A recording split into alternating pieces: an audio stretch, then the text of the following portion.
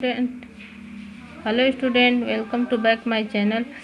आज हम लोग वसा एवं लिपिड्स के बारे में पढ़ेंगे। इससे पहले हमने कार्बोहाइड्रेट और प्रोटीन के थ्योरी पार्ट को कंप्लीट हो गया था। आज हम वसा के थ्योरी पार्ट को देखेंगे कि वसा क्या है, वसा किस किन चीज़ों से मिलकर बना हुआ होता है, कितने प्रकार के होते हैं।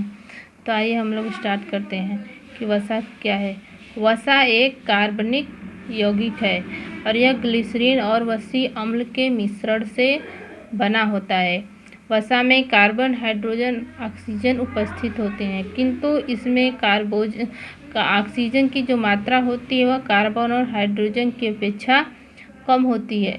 वसा जल में घुलनशील होती है, किंतु कुछ यौगिकों में यह घुलनशील भी होती है, जैसे बेंजीन, ईथर, पेट्रोलियम, क्लोरोफॉर्म। इसमें वसा घुलनशील होती है। वसा को ऊर्जा का सांद्र रूप भी कहते हैं, क्योंकि इसमें ऑक्सीजन की जो मात्रा होती है वह कम होती है। कार्बोज और प्रोटीन की अपेक्षा वसा में ऑक्सीजन की मात्रा कम होती है, इसलिए वसा को ऊर्जा का सांद्र स्रोत भी कहते हैं।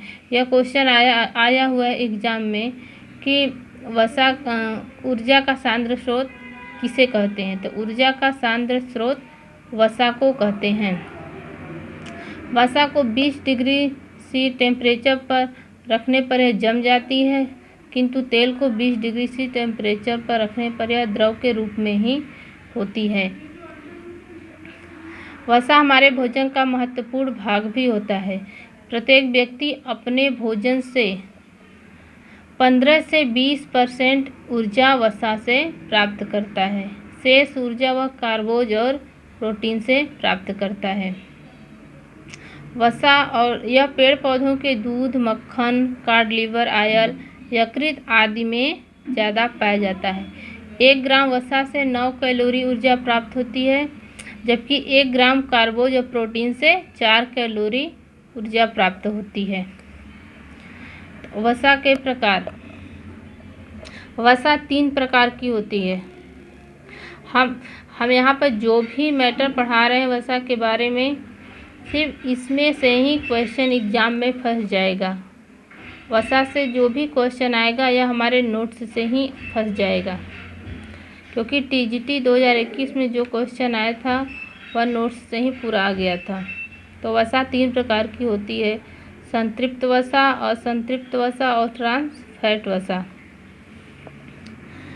संतृप्त वसा जैसे ब्यूटारिक अम्ल हो गया, आर्किडिक अम्ल, स्टीयरिक अम्ल और पामिटिक अम्ल आते हैं संतृप्त वसा के अंतर्गत।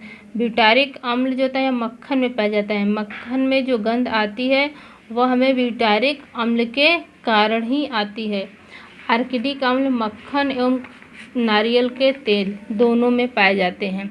पामिटिक अम्ल सिर्फ वनस्पति तेलों में ही पाया जाता है। और स्टीयरिक अम्ल यह प्राणी जगत और वनस्पति तेलों में पाया जाता है। असंतृप्त वसा। स्वास्थ्य की दृष्टि से असंतृप्त वसा संतृप्त वसा की अपेक्षा ज़्यादा अच्छा माना जाता है। असंतृप्त वसा 2 प्रकार के होते हैं, एक मुफा और एक पूफा। मुफा को मोनो अनसैचुरेटेड फैटी एसिड कहते हैं, जबकि पूफा को पॉली अनसैचुरेटेड फैटी एसिड बोलते हैं। मोनो अनसैचुरेटेड फैटी एसिड, इसमें 1 अणु होते हैं। मोनो का मतलब होता है सिर्फ 1 अणु, पॉली का मतलब होता है 2 से ज़्यादा अणु। Polyunsaturated fatty acid. MUFA के अंतर्गत ओलिक अम्ल और पामिटोलिक अम्ल आते हैं, जबकि पूफा के अंतर्गत लिनोलिक, आर्किडोनिक और लिनोलेनिक एसिड आते हैं। यहाँ से क्वेश्चन इस प्रकार बन सकता है कि ओलिक अम्ल मुफा है या पूफा है या दोनों है। तो ओलिक अम्ल पूफा के अंतर्गत आता है। या इस प्रकार से क्वेश्चन बन सकते हैं कि पामिटोलिक अम्ल किसके अंतर्गत आता है, मुफा के अंतर्गत आता है, पूफा के अंतर्गत आता है, या इनमें से किसी के भी अंतर्गत नहीं आता है। तो पामिटोलिक अम्ल के अंतर्गत आता है।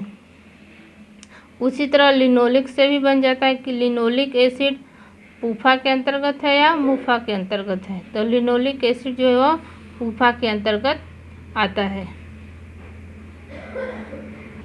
इसके बाद हम लोग पढ़ेंगे आवश्यक वसीय अम्ल। शरीर की वृद्धि और विकास के लिए वसीय अम्ल की आवश्यकता पड़ती है। वसीय अम्ल जो होता है यह वसा का ही भाग होता है। तो और इन वसीय अम्लों को हम लोग भोज्य पदार्थों के माध्यम से ही ग्रहण करते हैं। लिनोलिक अम्ल जो होता है पोषण की दृष्टि से अत्यंत आवश्यक होता है। एग्जाम में यहाँ से क्वेश्चन आते हैं कि पोषण की दृष्टि से कौन सा अम्ल अति आवश्यक है, तो लिनोलिक अम्ल अति आवश्यक है। यह तेलों में बहुतायत मिलता है। लिनोलिक अम्ल रक्तवाहिनियों को अर्धपारगमी बनाता है। इस कारण गर्मी के मौसम में शरीर से निकलने वाले पसीनों को नियंत्रित करता है। तो आवश्यक वसीय अम्ल हमारे शरीर में लिपिड के संश्लेषण में भी महत्वपूर्ण भूमिका निभाते हैं। इसके बाद हम लोग कोलेस्ट्रॉल को देखेंगे। कोलेस्ट्रॉल क्या है? कोलेस्ट्रॉल मोम जैसा पदार्थ होता है और यह यकृत से निकलता है। यह रक्तवाहिनियों में भी पाया जाता है, यकृत में भी पाया जाता है और शरीर में अन्य जगहों पर भी पाए जाते हैं। कोलेस्ट्रॉल का जो निर्माण होता है यह लीवर में होता है। कोलेस्ट्रॉल हमारे शरीर में कोशिका झिल्ली में विटामिन डी से पित्त अम्ल का निर्माण करते हैं। कोलेस्ट्रॉल हमारे शरीर के लिए बहुत महत्वपूर्ण होते हैं, किंतु इनकी अधिक मात्रा हानिकारक होती है। यह हार्मोन्स के गठन के लिए आवश्यक होते हैं। कोलेस्ट्रॉल अघुलनशील भी होते हैं। रक्त में कोलेस्ट्रॉल अघुलनशील होते हैं, किंतु लिपोप्रोटीन इन कोलेस्ट्रॉल को रक्त में घुला देता है। लिपोप्रोटीन जो रक्त की प्रोटीन होती है यह कोलेस्ट्रॉल को रक्त में घुलाने का भी कार्य करती है। या वसा के स्थानांतरण में भी लिपोप्रोटीन काम करती है। लिपोप्रोटीन वसा को शरीर के सभी अंगों तक पहुंचाने का कार्य करती है। इसके बाद हम लोग देखेंगे कोलेस्ट्रॉल के प्रकार। यहाँ से क्वेश्चन आया था 2021 में कि लिपिड क्या है, एलडीएल है या एचडीएल है। कोलेस्ट्रॉल के प्रकार। तो कोलेस्ट्रॉल 3 प्रकार के होते हैं, एलडीएल, एचडीएल और वीएलडीएल। किंतु वीएलडीएल जो होता है यह हायर लेवल में पढ़ा जाता है। हम लोग एलडीएल और एचडीएल को ही ध्यान में रखेंगे। एलडीएल का फुल फॉर्म होता है लो डेंसिटी लिपोप्रोटीन और एचडीएल का फुल फॉर्म होता है हाई डेंसिटी लिपोप्रोटीन। एलडीएल यकृत से सभी अंगों में एलडीएल जो होता है वसा को यकृत से सभी अंगों में ले जाने का कार्य करता है, जबकि एचडीएल शरीर से यकृत तक पहुंचाने का काम करता है। एलडीएल जो होता है बैड होता है, जबकि एचडीएल गुड होता है, अच्छा माना जाता है। स्वास्थ्य की दृष्टि से एचडीएल अच्छा होता है और एलडीएल खराब होता है। वीएलडीएल सबसे बैड होता है। लेकिन यदि एग्जाम में आए सबसे अच्छा कौन है, तो एचडीएल सबसे अच्छा माना जाता है और सबसे खराब एलडीएल है। वहाँ पर वीएलडीएल रहेगा तो भी वीएलडीएल को नहीं लगाना है। कोलेस्ट्रॉल की हमारे शरीर में कोलेस्ट्रॉल की जो मात्रा है वह 120 से 160 ml यहाँ पर नहीं रहेगा, ml यहाँ पर गलत है।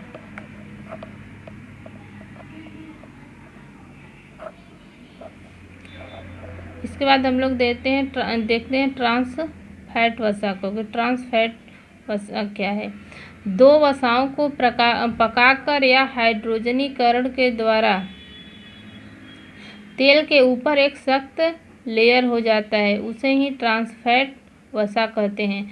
जब हम लोग तेल को पकाते हैं उसके बाद थोड़ी देर के लिए ठंडा होने के लिए रख देते हैं तो तेल के ऊपर एक पतली लेयर सी जम जाती है, उसी को ट्रांस फैट वसा कहते हैं। या वसा के हाइड्रोजनीकरण से ट्रांस फैट वसा प्राप्त होती है। वनस्पति तेलों को पकाकर ट्रांस फैट वसा प्राप्त किया जाता है। तेलों को ज़्यादा पकाने पर एक्रोलिक बनता है जो विषैला होता है। जब तेल को अधिक मात्रा में पका देते हैं तो उसमें से धुआं निकलने लगता है तो वह एक्रोलिक ही होता है और यह विषैला भी होता है। या तेल को कुछ देर खुला छोड़ देने पर उसमें रैंसिड बनता है जो कि विषैला होता है। तेल को अधिक पकाने पर एक्रोलिक बनता है और तेल को खुला छोड़ देने पर ऑक्सीजन से क्रिया करके तेल रैंसिड बनाते हैं। इसके बाद हम लोग पढ़ेंगे लिपिड्स के प्रकार कि लिपिड क्या होते हैं, कितने प्रकार के होते हैं। लिपिड 3 प्रकार के होते हैं। लिपिड का वर्गीकरण हम 3 प्रकार से करते हैं, एक सरल लिपिड, संयुक्त लिपिड और व्युत्पादित लिपिड। सरल लिपिड के अंतर्गत ट्राइग्लिसराइड आते हैं, वसा, तेल और मोम आते हैं, जबकि संयुक्त लिपिड के अंतर्गत सल्फोलिपिड, ग्लाइकोलिपिड, फास्फोलिपिड और लाइपोप्रोटीन आते हैं। इसमें जो लिपिड होते हैं इसमें वसीय अम्ल एवं ग्लिसरॉल के साथ साथ अवश्य पदार्थ के रूप में कार्बोज के यौगिक भी जुड़े होते हैं। संयुक्त लिपिड में जैसे ग्लाइकोलिपिड हो गया तो इसमें कार्बोज के अणु भी जुड़े होते हैं।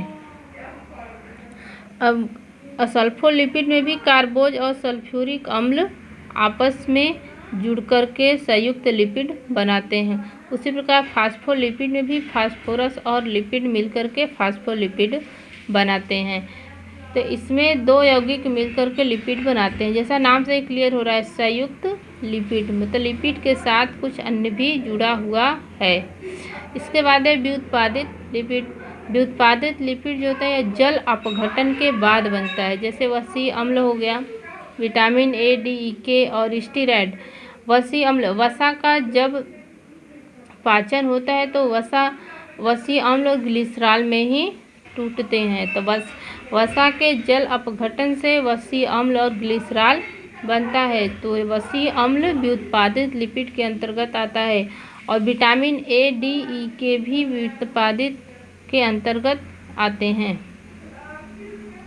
और स्टीरॉयड भी आते हैं। स्टीरॉयड 2 प्रकार के होते हैं, एक कोलेस्ट्रॉल और एक अर्गोस्टीरॉल। कोलेस्ट्रॉल के बारे में हम लोग पढ़ चुके हैं, अर्गोस्टीरॉल के बारे में थोड़ा सा हम यहाँ पर देख लेते हैं। यहाँ से इस प्रकार से क्वेश्चन बनते हैं कि संयुक्त लिपिड के अंतर्गत कौन से लिपिड आते हैं, सल्फोलिपिड, वसा एवं तेल या वसीय अम्ल। इस प्रकार से ऑप्शन दे देता है। तो यहाँ पर सल्फोलिपिड संयुक्त लिपिड है।